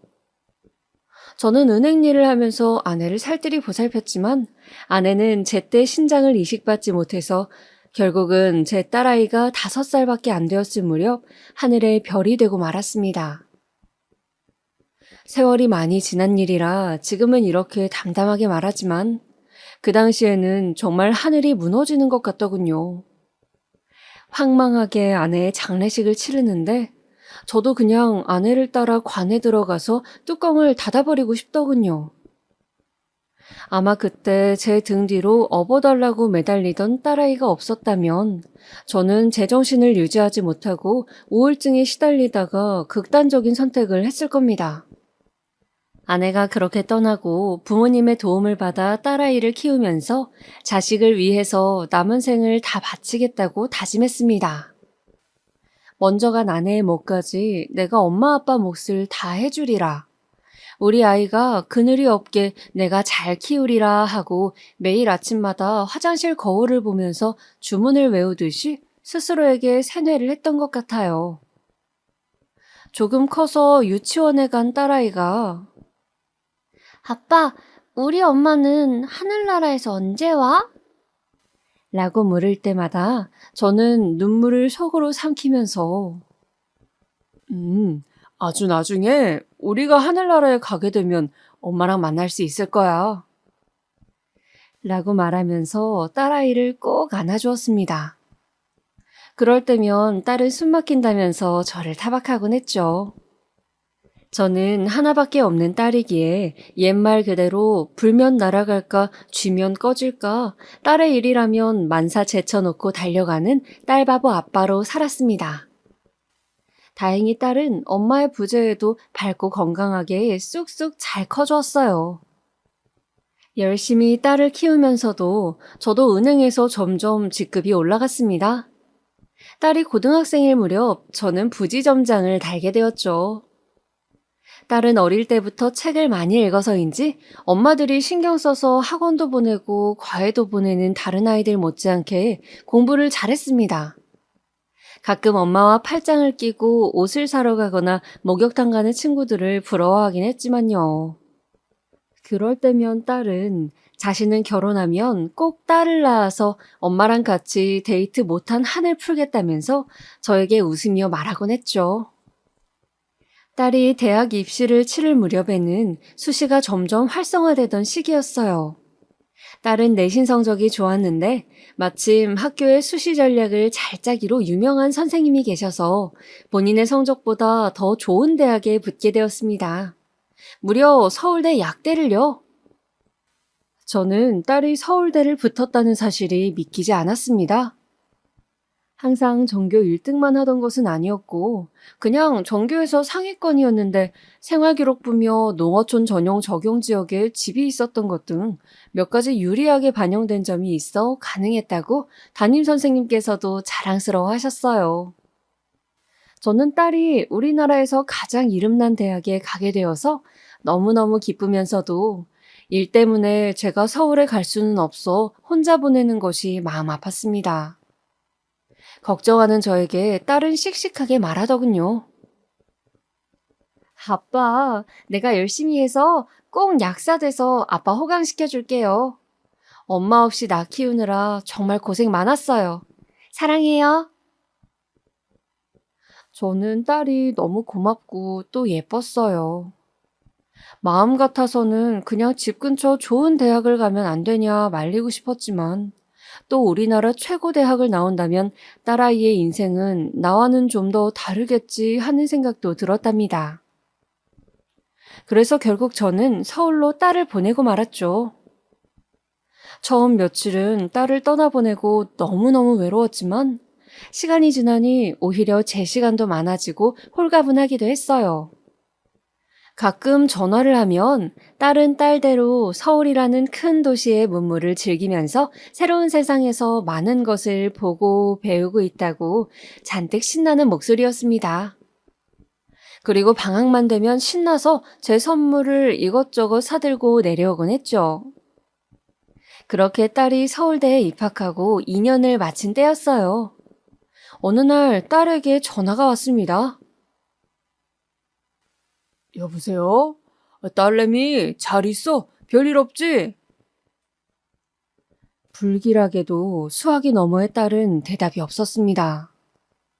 그러고 보니 요즘 좀 전화가 뜸했던 것 같다는 생각이 머리를 스치고 지나더군요. 여보세요? 지연아, 듣고 있어? 한참 만에 들려온 딸의 목소리는 잔뜩 가라앉아 있었고 갈라져 있었습니다. 아빠 보고 싶어. 저기, 서울로 지금 좀 오실 수 있어요? 아빠가 너무 보고 싶은데 내가 갈 수가 없어요. 저는 뭔지 모를 불길한 예감들을 떨치며 그 길로 차를 몰고 4시간이나 되는 거리를 달려 딸의 자취방으로 갔습니다. 가는 동안 여러 가지 잡생각과 걱정이 몰아쳤지만 지금은 그저 어쨌든 큰일이 있었다면 멀쩡히 전화를 하지 못했을 거라고, 최소한 어디를 크게 다친 것은 아닐 거라며 위로를 했어요. 사실 딸은 이상하게 이번 겨울방학에는 집에 오지 않고 3학년 준비를 하겠다고 했습니다. 취업 준비도 미리 하려면 토익 학원도 다녀야 하고 이것저것 할 일이 많다고 하더라고요. 저는 그 말을 믿고 내심 섭섭했지만, 그래, 취직 준비를 요즘은 3학년부터 한다더라. 바쁜데 어쩌겠니? 그냥 다음에 아빠가 한번 서울 갈 일 있으면 들르마. 하고 얘기했었어요. 그리고 저도 지점일이 바빠서 올라가지 못하고 유야무야 했었죠. 띵동, 띵동. 간신히 딸이 살고 있는 원룸 건물로 들어서 딸의 집 초인종을 눌렀습니다. 딸은 학교 앞 신축 풀옵션 원룸에 살고 있었어요. 8평 정도 되는 집이었죠. 끼익! 무거운 소리를 내며 현관문이 열렸습니다. 그리고 열린 문틈 사이로 저에게 제일 처음 보인 것은 딸의 동그랗게 부풀어 오른 배였어요. 지연아, 딸, 너 몸이 왜 이러니? 어? 딸은 하루 종일 울어서 퉁퉁 부은 것이 분명한 얼굴로 저에게 애써 미소를 짓더군요. 아빠 잘 지냈어요? 내가 내려갔어야 하는데 미안해요. 들어오세요.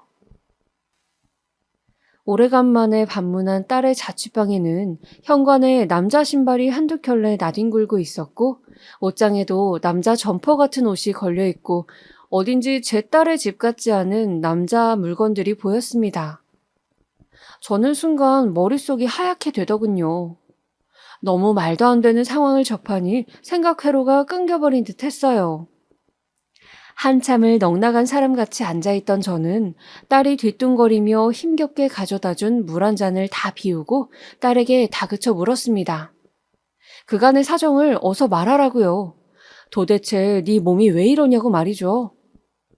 딸은 사시나무처럼 떨면서 이야기를 시작했습니다. 딸이 막 대학 신입생으로 들어왔을 때 지방에서 처음 서울살이를 하는 터라 너무 외롭기도 하고 또 같은 과 친구들이 자신을 촌뜨기로 볼까봐 한동안은 서울말을 연습하기도 하는 등 사람들과 어울리는 일이 쉽지 않아서 외로웠다고 해요. 그래서 딸은 중앙 동아리라도 들자 하면서 게임 동아리를 들었는데 거기서 컴퓨터 게임을 이것저것 많이 하게 되었다고 합니다. 원래도 좀 이과 성향인지라 게임하면서 스트레스가 많이 풀리더래요. 그렇게 게임을 취미로 많이 하다 보니까 학교 동아리 말고도 온라인으로 같이 게임을 하다가 사람들을 만나는 정모도 하게 되고 정모를 나가보니 게임이라는 공통 취미 때문에 즐거워서 술자리도 하게 되곤 했다고 합니다. 그러다 거기서 한 남자를 만나게 되었다고 합니다. 그 남자는 자신은 농구를 하다가 프로 농구 선수가 되지 못해서 대학을 일반 경영학과를 가서 회사를 다니고 있다고 소개했다고 합니다. 키도 크고 눈썹이 진한 훈남 외모의 그 청년에게 제 딸은 호감을 느꼈대요. 나와 다르게 뭔가 세련된 사람 같다는 생각을 하면서요. 몇 번을 만나 게임도 하고 같이 맥주도 마시고 하면서 제 딸은 더욱 그 사람과 친밀해졌습니다. 함께 맛있는 것을 먹고 하다 보니 서로 연애를 하기로 얘기가 되었고 계속 밖에서 만나다 보니 그 사람을 자취방에도 들이게 되었다고 했습니다. 저는 그 대목에서 경솔한 딸의 행동에 너무 화가 났지만 바쁘다는 명분으로 자주 올라와 체크하지 못한 제 탓도 크다는 생각에 괴롭더군요. 그 사람은 회사 일을 하다가 한 번씩 피곤하다고 와서 자고 가기도 하고 일요일에 딸의 집에서 간식을 만들어 먹기도 했다고 합니다. 그때는 세상을 다 가진 것처럼 바보같이 그 사람에게 빠져서 지냈다고 딸은 울면서 이야기를 하더군요. 그런데 그렇게 지내던 어느 날 우연히 화장실을 간 그 사람 핸드폰에 전화가 오는데 전화를 전해주려다 딸은 그만 실수로 통화 버튼을 눌렀다고 합니다. 여보, 오늘 언제 온다고 했지? 저녁 해야 돼? 수화기 너머로 다정한 여자의 목소리가 들렸다고 합니다. 그리고 확실치는 않지만 아기 웅얼거리는 소리도요. 딸아이는 너무 충격을 받아서 그만 핸드폰을 떨어뜨리고 말았대요. 그리고 화장실을 나온 그 사람에게 따져 물었답니다. 오빠, 방금 전화 오던데 누구야? 저녁 해야 되냐고 묻던데. 부탁인데 솔직하게 말해줬으면 좋겠어. 남자는 자신을 뚫어져라 노려보며 추궁하는 제 딸의 눈을 보면서 자신이 사실은 유부남이라고 고백했다 하더군요. 갓 돌이 된 아기가 있다고. 삶이 너무 지쳐서 게임 정모라도 나가면 활력이 생길 것 같아서 나갔는데 너에게 반해버렸다고. 그래서 유부남이라고 하면 상대를 안 해줄까봐 이런 일을 저질렀다고요. 딸은 당장 나가라고 소리를 지르며 그 남자를 쫓아내고 이별을 고했다고 합니다. 딸의 인생의 첫 연애이자 첫 이별이었죠. 그리고 그 후로 입맛도 없고 구역질도 나는 것 같아서 한동안 식음을 전폐하다가 이상하게 그 후에는 또 입맛이 돌아서 아, 내가 실현당하고 이제 다시 회복을 하나 봐 하면서 입맛도 는 대로 먹고 싶은 것을 마음껏 먹었다고 해요. 그러다 보니 살이 5kg 이상 단기간에 확 붙으면서 뭔가 나른하고 모든 일에 기력이 딸리는 느낌이 들었다고 합니다. 특히 뱃살이 너무 쪄서 바지도 맞지 않고 불편해서 같은 과 친구가 효과 좋았다고 하던 다이어트 약을 처방해준다는 병원을 방문했는데 의사는 이런저런 증상들을 듣더니 고개를 갸웃하고는 일단 소변 검사를 해보자고 했대요. 염증 수치 같은 것을 체크해봐야 된다고요. 딸은 그렇게 소변 검사를 하고 임신이라는 청천벽력 같은 소리를 들었다고 합니다. 여자였던 의사 선생님은 임신이고 입덧 증상이 있었던 것으로 보아 개월이 좀 된 것 같으니 어서 산부인과를 가서 정확하게 몇 주나 되었는지 확인을 해보라고. 생리주기 체크 안 하냐고 자기 일처럼 안타까워 하셨다고 해요. 제 딸은 고등학생 때 입시 준비를 하면서 생리불순이 심해서 굉장히 불규칙하게 생리를 했었거든요. 제 아내도 그랬기 때문에 저도 석류다 뭐다 좋다는 것을 챙겨 먹였고요. 그런데 그 불규칙한 주기 때문에 딸은 자신이 임신했다는 것도 모른 채로 몇 개월을 지내왔던 것입니다. 마침 입덧으로 살이 쪄서 난생 처음 뱃살이 찌니 불편한가 보다라고 배가 조금 나온 것도 별스럽지 않게 여겼던 거예요. 저는 기가 차서 할 말이 없었습니다. 뱃살이 찐 것과 임신한 것을 헷갈리다니. 아무튼 정신이 번쩍 든 딸은 그 길로 허둥지둥 산부인과를 찾아갔다고 합니다. 그리고 임신 3개월이라는 진단을 받았는데 그 남자의 아이가 틀림없어서 정말 싫었지만 어쩔 수 없이 그 사람과 연락을 했다고 합니다. 사실 아이를 낳을 수 없으니 지우겠다는 이야기를 하려고 전화를 한 것인데 그 사람은 제 딸에게 그동안 보고 싶었다면서 한 번만 만나서 우리 이야기를 다시 하자고 제 딸을 설득했대요. 당연히 매몰차게 네가 임신이든 말든 내 맞냐는 등의 온갖 막장 드라마 같은 반응을 생각했던 제 딸은 그래도 완전 나쁜 놈은 아니었구나. 나를 걱정하고 있구나 하는 생각에 순간 마음이 약해져서 그놈을 만나러 커피숍으로 갔다고 합니다. 그렇게 다시 만나게 된 그날, 그 남자는 자신이 이혼할 테니 기다려달라고 절대 아이를 지우지 않았으면 좋겠다고 무릎 꿇고 애원했다고 해요.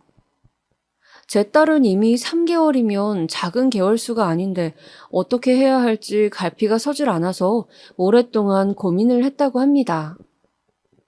처음에는 이 남자도 아이도 얼른 정리해버리고 다시 대학 공부에 매진하자는 쪽으로 기울었지만 4개월째에 접어들자 병원에서 낳는 것도 고려해보면 어떻겠냐고 딸이라고 성별을 슬쩍 말해줬다고 해요. 앞서 말했다시피 제 딸의 소원은 바로 결혼해서 딸을 낳고 엄마와 가져보지 못한 오붓한 시간을 딸과 데이트를 하며 보내는 것이었는데 하필 운명의 장난인지 그 아기가 제 딸이 그렇게 가지고 싶어 했던 딸이었던 겁니다. 초음파로 아기의 모습이 형체를 갖춰나가는 것을 보고 공조님이라는 이야기를 듣자 딸은 차마 중절 수술을 할 수 없었다고 합니다.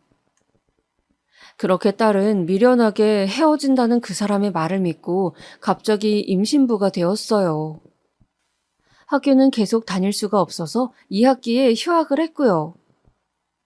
한동안 그 사람은 정말 이혼 서류를 가지고 와서 딸의 앞에서 작성을 하기도 하고 딸의 집에 며칠씩 머물면서 몸을 챙기기도 하고 맛있는 것들을 사주기도 했답니다.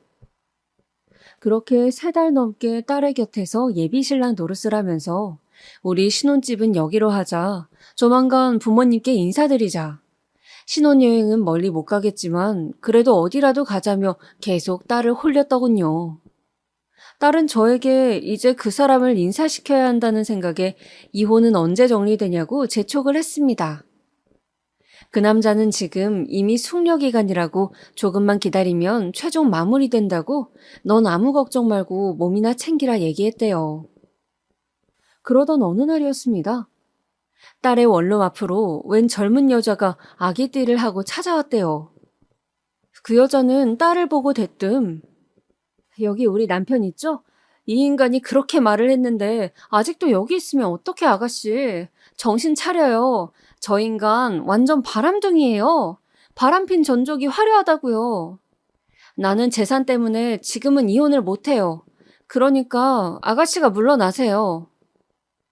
다짜고짜 여자는 그런 말을 남기고 딸의 집에 같이 있던 그 남자를 끌고 가버렸다고 합니다. 남자는 다시 연락이 와서 지연아, 내가 꼭 정리할 테니 기다려. 그동안 우리 아기 잘 있을 거라고 믿을게. 사랑해. 내 사랑은 오직 너뿐이야. 꼭 기다려줘. 하며 전화를 끊었다고 합니다. 딸은 혼란스러웠지만 1달 정도를 더 기다려봤대요. 그런데 그 후로 남자는 연락이 되질 않아서 딸은 속은 것이 아닐까 미칠 지경이 되어서 사방으로 남자를 찾아다녔다 합니다. 남자가 다닌다고 말한 회사로 찾아가 보기도 하고 산다고 한 동네 집 앞에 가서 수소문해 보기도 하면서요.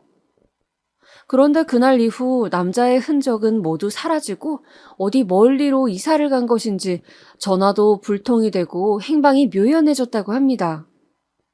딸은 긴 이야기를 마치고 울면서 저를 보면서 말했습니다. 아빠, 내가 아빠가 놀랄까봐 혼자 잘 수습해보려고 했는데 알고 보면 나쁜 사람 없다던 아빠 얘기를 내가 믿고 그 사람이 이혼할 거라고 생각한 게 너무 순진했나 봐. 차라리 임신 초기에 아빠한테 말했다면 좋았을 텐데. 난 진짜 헛똑똑이인 것 같아. 이제 6개월이나 됐는데 어떡하지?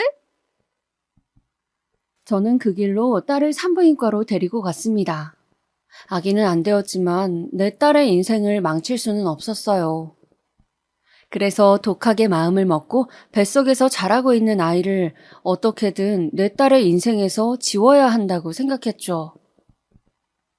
그렇게 산부인과를 가서 의사 선생님께 사정을 했는데 대부분 병원에서는 중절수술 자체가 불법이고 이미 6개월이라 위험하다는 이야기만 했습니다.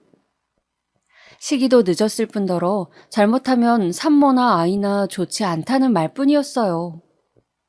저는 필사적으로 산부인과에 전화를 걸어 사정을 이야기하였지만 대부분은 안 된다며 끊어버리더군요.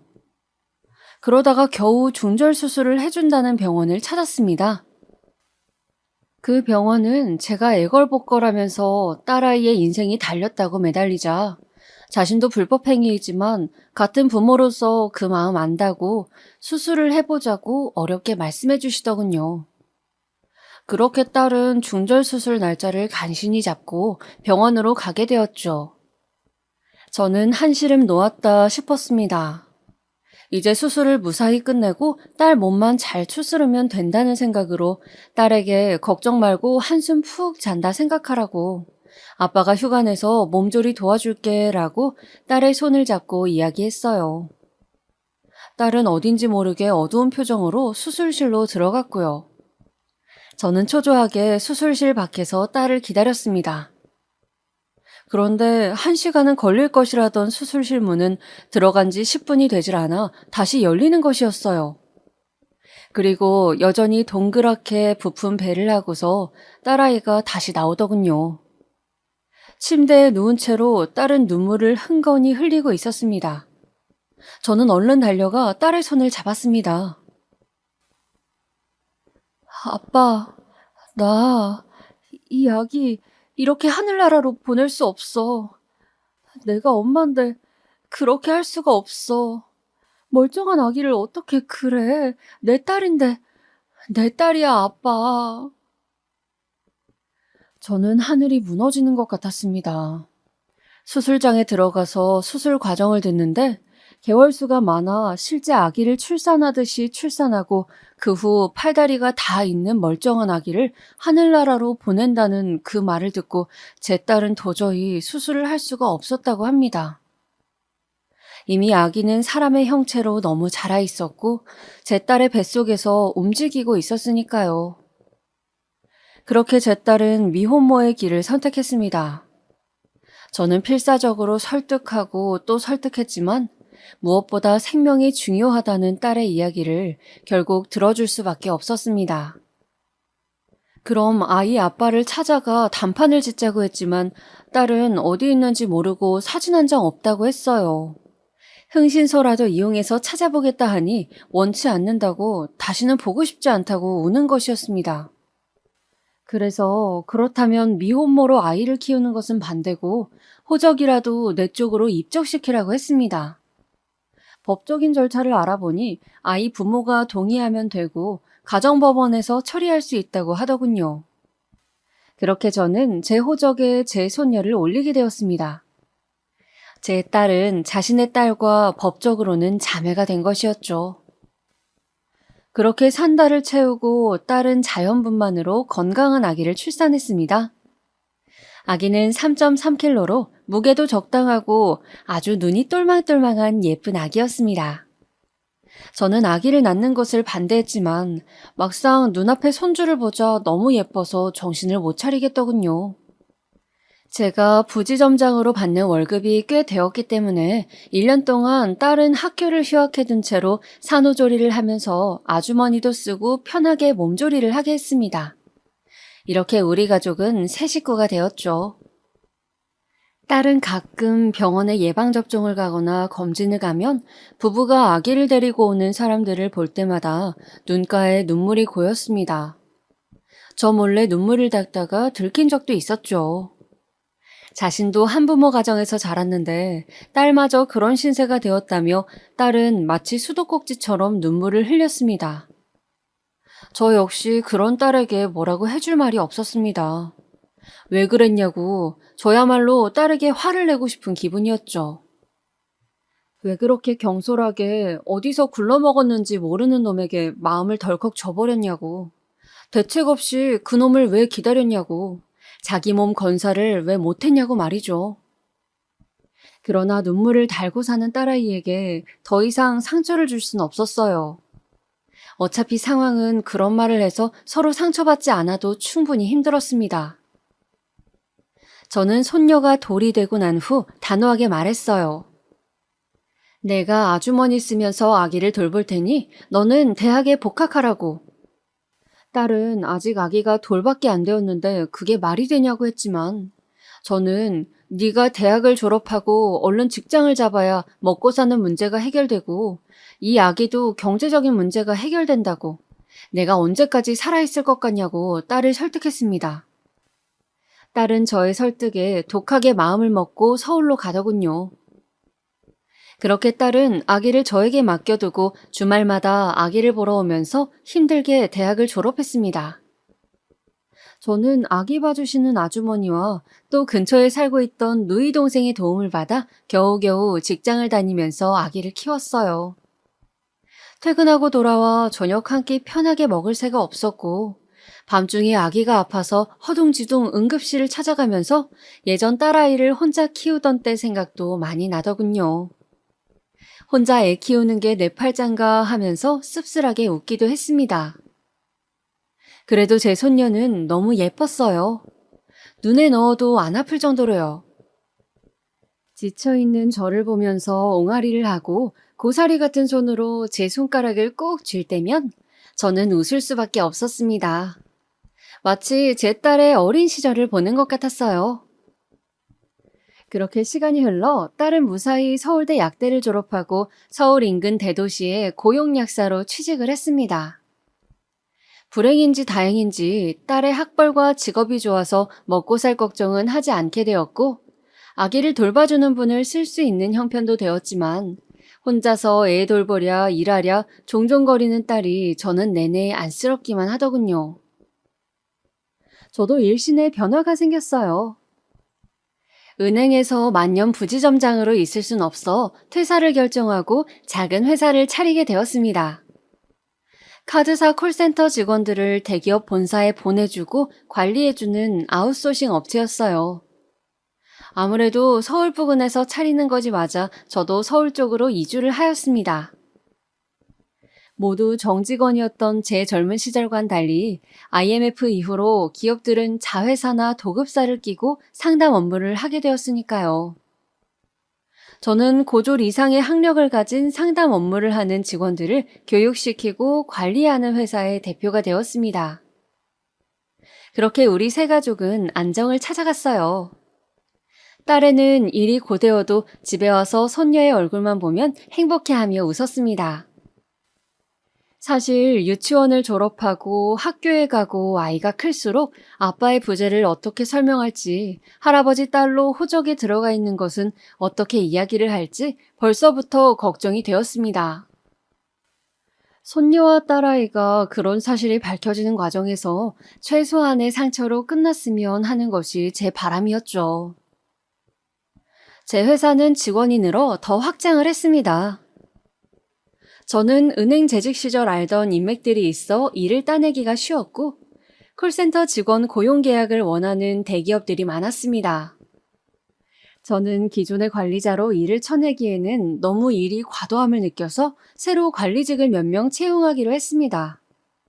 채용을 위해 면접을 보게 되었는데 그중 인상 깊은 친구가 있더군요.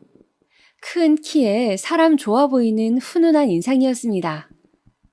운동선수라고 해도 좋을 정도로 덩치가 좋았어요. 물어보니 고등학교 때까지 운동선수 경력이 있다고 하더군요. 지금은 평범하게 카드사에 입사해서 일한 지 오래되었고 두 아이의 아빠로서 책임감을 가지고 일하겠다는 포부를 밝혔습니다. 면접을 보면서 저도 손녀가 있다고 너무 이쁘다고 하자 그 젊은이는 자신도 딸과 아들이 있는데 너무 예쁘고 사랑스럽다고 벌써 손녀가 있으셔 좋으시겠다고 하더군요. 저는 그 친구에게 매니저라는 직함을 주고 김 매니저라고 부르며 친하게 지냈습니다. 카드사 본사의 경력이 오래되어서인지 일도 깔끔하게 잘하고 은행 쪽 업무가 더 잔뼈가 굵었던 저보다 오히려 업무적으로 도움받을 일도 많이 있었어요. 김 매니저와 저는 한 번씩 술도 한잔 하는 정도로 친해졌습니다. 업무 이야기도 하고 서로 사는 고충을 이야기하며 저는 그렇게 정을 쌓아갔죠. 그는 아내 이야기를 하면서 자식들과 행복하다고 하면서도 자신이 사실 여자를 좋아한다고 고백하더군요. 놀라서 무슨 소리냐고 하자 그런 거 있잖아요. 왜 아내처럼 소중하고 그런 건 아닌데 한 번씩 연애의 짜릿함을 느껴보고 싶은 그런 욕망이 있다고 하더라고요. 실제로 몇 번 데이트도 하고 그랬다고요. 저는 순간 제 딸의 인생을 망친 그 유부남이 생각나서 화가 치밀어 올랐습니다. 그래서 저는 김 매니저에게 술을 거나하게 먹고는 그런 식으로 부도덕하게 살지 말라고 소리를 질렀죠. 김 매니저는 제가 술에 취해 그런 줄로 생각하고 그냥 네네 하면서 저를 부축하더라고요. 저는 김 매니저의 그런 부분은 마음에 들지 않았지만 대놓고 딴 살림을 차리는 것도 아니고 내가 김 매니저 마누라도 아닌데 라는 생각으로 그 후에도 적당히 친하게 지냈습니다. 일요일이면 함께 등산도 가고 하산하면서 막걸리에 파전을 걸치기도 하고요. 그런 시간들이 새로운 활력이 되는 것 같았어요. 한동안 제가 그렇게 얼굴에 혈색이 돌자 딸이 저녁을 먹다가 묻더군요. 아빠, 요즘 무슨 좋은 일 있어요? 얼굴이 좋아 보이세요. 아빠가 요즘 부하 직원 중에 굉장히 친해진 직원이 있거든. 그 녀석이랑 술도 한잔하고 등산도 하고 하니 하루하루 즐겁고 재미있더구나. 딸은 기뻐하면서 그럼 아빠랑 친한 그 직원분 언제 저녁 식사에 초대하라고 어떤 분인지 궁금하다고 하는 것이었습니다. 아빠랑 그렇게 친하다는데 한번 식사 대접을 하고 싶다는 거였어요. 저는 딸이 그렇게까지 이야기를 해주니 더 신이 나서 지난 일요일 같이 등산을 가서 찍은 사진을 보여주었습니다. 봐봐, 여기 연두색 등산 점퍼 입은 친구? 이 친구가 바로 김 매니저야. 일도 잘하고 굉장히 좋은 친구야. 정상에 올라가서 우리 둘이 이렇게 만세를 부르면서 사진도 찍었다니까. 그런데 어쩐지 폰 사진을 보는 제 딸의 반응이 심상치가 않았어요. 딸은 제가 잡고 있던 딸의 어깨가 조금 떨리더니 딸은 제 말에 대답을 하는 둥 마는 둥 하면서 갑자기 몸이 안 좋다고 방에 가서 쉰다고 했습니다. 그 후로 며칠간 딸은 컨디션이 안 좋다고 방에 쏙 들어가 버리고 아이 케어만 열심히 할 뿐 저에게 말을 걸지 않았어요. 저는 딸이 갑자기 왜 저러나 싶었지만 무슨 일이든 있다면 이야기해주겠지 싶어서 기다려보기로 했습니다. 그렇게 한 달 정도 시간이 흐른 무렵 딸이 저에게 떠보는 듯이 말을 걸었습니다. 아빠, 그때 그 김 매니저라는 분하고 잘 지내고 있어? 그 친구 잘 있지. 한번 오라고 할까? 딸은 말없이 주머니에서 사진 한 방을 꺼내어 제 앞에 놓더군요. 저는 딸이 내민 사진을 들고 보았습니다. 딸과 어깨동무를 하고 환하게 웃고 있던 그 얼굴은 바로 김 매니저였습니다. 그래요. 그 인간이 바로 내 딸을 미혼모로 만들고 내 손녀를 아비 없는 자식으로 만든 채 자취를 감추어버린 그 인간이었던 겁니다. 저는 너무 놀라서 딸에게 이 사람이 네 남자친구였던 그 새끼냐고 사진 한 장 없다고 하지 않았냐, 이름이 뭐냐고 물었어요. 딸은 사실은 다 태워버렸지만 사진 한 장은 남겨놓았다고 아빠 폰에서 그 사람을 봤을 때 심장이 멎는 것 같았다고 하며 개명을 한 것 같다고 왜 또 내 인생에 이렇게 우연히 나타난 것인지 영문을 모르겠다며 또 눈물바람을 하는 것이었습니다. 겨우 잊으려 애쓰며 살고 있는 우리 앞에 그 자식은 또 이렇게 드라마틱하게 나타났습니다. 저는 이것이 하늘이 저에게 준 기회라 생각했어요. 복수할 기회 말이죠. 어떻게 하면 이 자식의 인생을 내 딸이 겪은 그 몇 배 이상의 고통 속으로 들어가게 할 수 있을지 궁리를 해보았습니다. 일단 표면적으로는 김 매니저와 계속 친한 사이를 유지하면서 김 매니저의 관심사를 떠보기 시작했어요. 김 매니저는 요즘 주식에 관심을 갖고 있다며 저에게 우량주 혹시 아는 것 있냐고, 혹시 정보 같은 거 있냐고 물어오는 것이었습니다. 저는 이때다 싶어 처음에는 모른다고 잡아떼며 감질나게 하다가 마침내 직장 다니다 때려치고 아예 지인들 주식만 돌려주는 일을 하는 친구가 있다고 원한다면 소개해주겠다. 그런데 손해를 볼 수도 있으니 신중하게 생각하라고 운을 띄워놓았습니다. 실제로 그렇게 소일거리 삼아 용돈벌이를 하는 친구가 있었거든요. 그 친구는 오랜 이 바닥의 경험으로 그래프상의 지표를 보고 작전주인지 아닌지를 기가 막히게 잘 찍어내는 친구였습니다. 큰 세력들이 작전을 들어갈 때에 따라 돈을 넣었다가 빠지기 직전에 낌새를 채고 빼는 방식으로 저와 제 주변 지인들의 재산을 꽤 불려줬죠. 저는 그 후로 김 매니저와 술을 한잔할 때마다 은근슬쩍 주식 수익률에 대한 이야기를 던졌습니다. 그리고 많이 위험하다고 알려져 있는 선물 거래까지도 이 친구가 하는데 아직 마이너스가 크게 난 적이 없고 거의 회복했다며 계속해서 유혹의 말을 남겼습니다.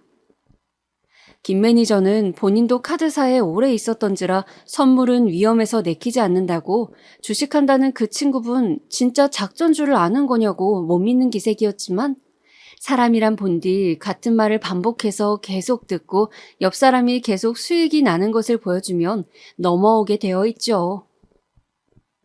결국 지속적으로 제 이야기를 듣고 제 통장 잔고를 보여주고 장기간 이득이 난 것을 확인한 김 매니저는 제 친구에게 주식 컨트롤을 맡기게 되었습니다.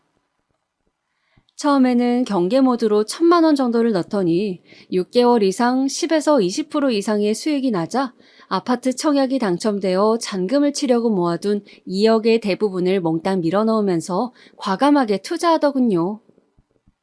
저는 제가 이렇게 이야기한 것에 흔들려 자신의 재산의 대부분을 주식에 밀어넣는 그의 모습을 보면서 이것이 하늘이 너에게 주는 천벌이라고 생각했습니다. 내 딸 눈에 눈물 나게 한 이상 나 역시 니놈 눈에 피눈물을 받아내야겠다는 생각이었어요. 그래서 친구에게 일부러 작전주 다 빠지고 한 템포 늦게 눈치채지 못하도록 조금씩 손해를 보게 해달라고 부탁했습니다. 친구는 처음에는 내키지 않아 했지만 제 딸과 저의 사정을 듣고 그 원수가 그놈이라는 것을 알자 티 안 나게 협조해주기로 했습니다. 저는 그에 응당하는 제 자산관리 등의 일을 그 친구에게 더 주기로 했고요. 포커페이스를 유지하면서 계속 친하게 지내려니 역겨웠지만 저는 그놈에게 화끈하게 복수할 그날을 기다리면서 표정을 유지했습니다. 처음에 수익률이 잘 나자 김 매니저는 무척 고마워하더군요. 자신이 코인에 투자했다가 손실을 봤는데 안 그래도 처가 돈까지 끌어쓴 터라 아내에게 할 말이 없었는데 그걸 다 상쇄할 수 있을 수익을 대표님 덕분에 얻게 되었다며 고급 정보를 줘서 고맙다고 저에게 술까지 사더군요. 그리고 드디어 복수의 그날이 왔습니다. 여보세요? 대표님, 지금 주식 보셨어요? 주가가 갑자기 너무 휘청거리는데요. 그러게 말이야. 자네 그런데 박 사장은 뭐라던가? 박 사장님은 기다리라고만 하시던데요. 조금 더 있어야 한다고. 그런데 지금 손실이 70%다 되어가는데 괜찮을까요, 이거? 일단 나는 박 사장 말대로 기다려보려고 하네. 자네도 좀 기다려보게나. 겪어보면 나쁜 사람이 어디 있나? 박 사장 말을 믿어야지. 그동안 이득 보게 해준 것도 있는데 우리가 경거망동하지 말고 기다려봅세. 저는 태연하게 기다려보자는 말만 반복하면서 전화를 끊었습니다. 제 딸에게 지옥 같은 시간을 기다리라는 말로 달래며 사라진 그놈 역시 애간장이 타는 기다림의 고통을 겪기를 바라면서요. 곧 또 전화가 울리더군요. 대표님, 그런데 지금 주가가 너무 안 좋습니다. 이제라도 빼야 할 것 같아요. 이러다 본전 다 털리게 생겼다고요. 기다려보게나. 어디 박 사장 말 틀린 적이 있던가? 박 사장은 우리를 상대로 사기치거나 다른 소리 할 사람이 아닐세. 곧 회복세로 돌아선다는 정보가 있다고 하니 지금이 마지막 고비야. 지금만 버티면 모든 것이 다 잘 될 걸세. 나는 일단 버틸 생각이니 자네는 쫄리면 빼게나. 그 자식은 욕심이 많은 놈이었습니다. 그러니 제 딸과 본부인을 놓고 둘 다 가지려 했겠죠. 제가 분명 마음에 걸리면 빼라고 했는데도 그놈은 제 말에 현혹되어서 빼지 않고 안절부절 못하며 버티더군요. 그 결과 그놈이 잔금을 칠 거라던 2억의 돈은 거의 사라져버렸습니다. 마침내 그놈의 재산이 회복 불가능한 상태에 이르렀을 때 저는 마음 한구석이 뻥 뚫리는 쾌감을 느꼈습니다. 세상에 인과응보는 존재하는 것이었어요. 역시 득달같이 전화가 울리더군요. 여보세요? 대표님, 대표님 말만 믿고 기다렸는데 이게 어떻게 된 일입니까? 저는 카드사 일한 저보다는 은행권에서 임원까지 하신 대표님을 믿고 친구분께 맡긴 곳인데 이게 어떻게 된 일이에요? 저 망했습니다. 망했다고요. 계속 기다리다가 지금 온 가족이 길바닥에 나앉게 생겼습니다. 그놈은 저를 죽일 듯이 고함을 지르더군요. 거의 짐승의 울부짖음 수준이었습니다. 저는 그동안 여러 번 연습해서 줄줄 외우게 된 회심의 마지막 멘트를 날렸습니다. 자네가 그렇게 순진하게 계속 기다릴 줄은 몰랐지. 왜? 자네는 남에게 기다리라고 하고 뒤통수만 쳤지 본인이 당할 건 생각 못했나? 남의 눈에 피눈물 뺐으면 언젠가 처절하게 당할 각오를 했었어야지. 자신이 저지른 죄값은 반드시 어떤 형태로든 돌아온다는 것을 똑똑히 명심하며 살아. 이 개자식아, 자네는 당장 해고야. 내일부터 출근하지 말게. 저는 그렇게 제 딸을 기다리게 만들고 평생간을 상처를 준 그놈을 망하게 만들었습니다. 그놈은 직장을 잘리고 주식으로 돈을 날려 처음에는 저와 제 친구를 사기죄로 고소한다는 둥 날뛰었으나 나중에 내가 누구의 아빠인지 알고 포기했다고 합니다. 감히 제 앞에 나설 수도 없었겠죠. 저는 그놈이 만약 제 앞에 나타나면 감방 가는 한이 있더라도 반드시 찢어 죽이고 말겠다고 이를 갈았으나 역시 비겁한 놈답게 그냥 조용히 꼬리를 말고 사라지더군요. 그 후 금융계 쪽으로는 취직한 흔적이 없었고 집도 이사를 갔는지 서울권에서는 소식이 들려오지 않았습니다. 저는 통쾌한 복수를 끝내고 딸에게도 저의 복수를 말하지 않았습니다. 딸이 안다면 손녀의 친아빠인데 라는 생각으로 또 동정심을 품거나 괴로워할 것 같아서 말이죠. 그래서 그냥 딸에게는 사정이 있는지 이사를 간다고 하고는 직장을 그만둬버렸다고 넌지시 말했습니다. 혹시 아이 일로 연락하고 싶은 마음이 있느냐고 물어봤죠. 딸은 그럴 생각은 없다고 단호하게 말하더군요. 그냥 다시는 그 인간이 내 주변에 나타나지 않기를 바란다고요. 그렇게 저는 딸과 손녀에게 영원히 말할 수 없는 비밀을 가슴에 품고 오늘도 살아가고 있습니다. 그날 이후 제 좌우명은 인과응보가 되었네요. 비교적 편안한 노후를 보내고 있는 요즘 저는 누구에게라도 작은 죄도 짓지 않으려 애쓰며 삽니다. 반드시 잘못한 만큼 돌아온다는 것을 저는 믿고 있기 때문이죠. 여러분, 제 가슴속 이야기를 들어주셔서 감사합니다. 이제 겨울이 끝나고 곧 봄이 오겠지만 아직 날씨가 쌀쌀하네요. 코로나 조심하시고 즐거운 하루 보내시길 바랍니다.